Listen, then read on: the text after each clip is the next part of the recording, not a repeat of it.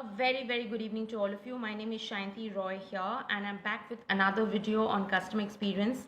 If you have watched my previous video, it had to do with emotional aspects of customer experience. I suggest if you haven't watched it yet to go ahead and give it a try. In case you haven't subscribed to my channel, please go ahead and subscribe as well. Well, let's begin with psychological aspects of customer experience.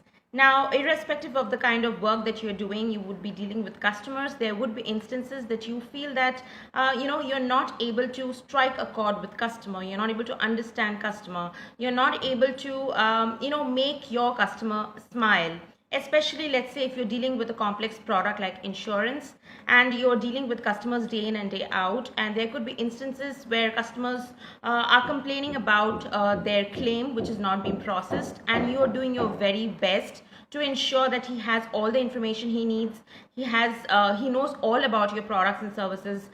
You went ahead and put in all the effort that you need to do to get the claim going, but despite of which customer is left with a lot of grievances, a lot of complaints. He's probably looking to escalate further. He's probably looking to talk to others to get clarity on the situation. But you, being the relationship manager, account manager, salesperson, you are not able to strike the chord. You're not able to get your customer to believe in you. Okay, and the reason you're not getting your customer to believe in you, despite of all the technical knowledge that you're having, despite of all your experience, is only because you haven't really understood the psychological makeup of your customer. Now, in a case like this, what are the factors that influence customers' behavior?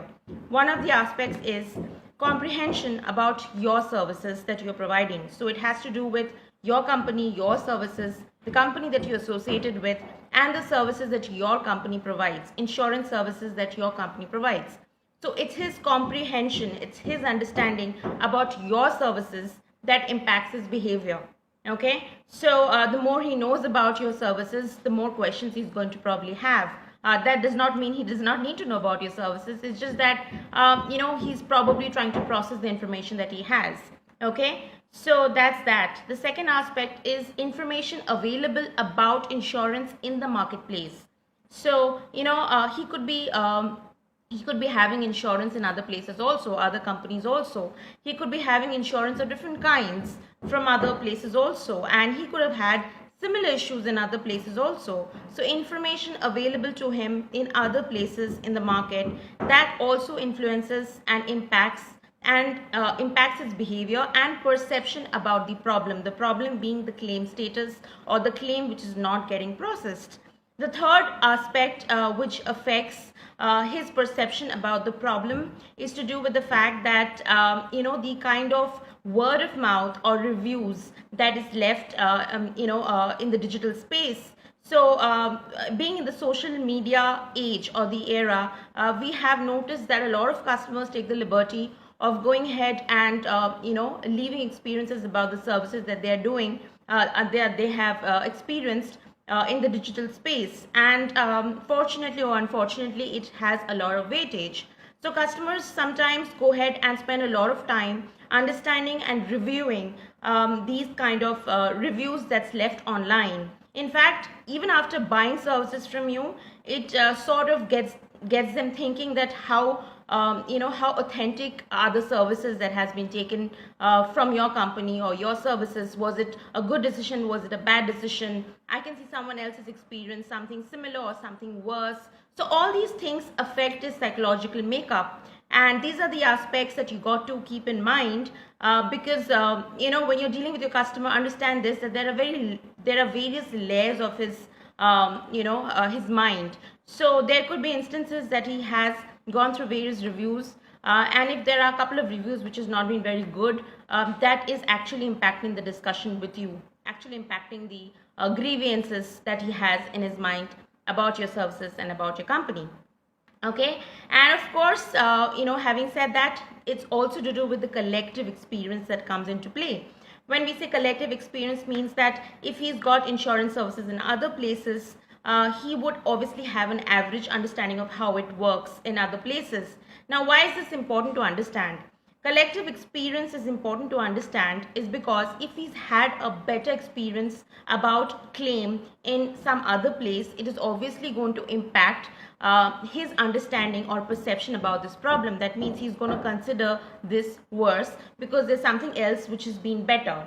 Likewise, if he's had a worse experience elsewhere, he would come back and think better of the service. Now, you really can't put a finger on that and understand where has it been worse or where has it been better. But if you know this as an information, it will help you analyze the situation. You will also feel less victimized and you'll also feel less biased about your customer. It will help you deal with your customer in a more friendly and a more approachable manner. You will be able to talk to him with much ease if you try and understand there's a comparative study that exists in his mind.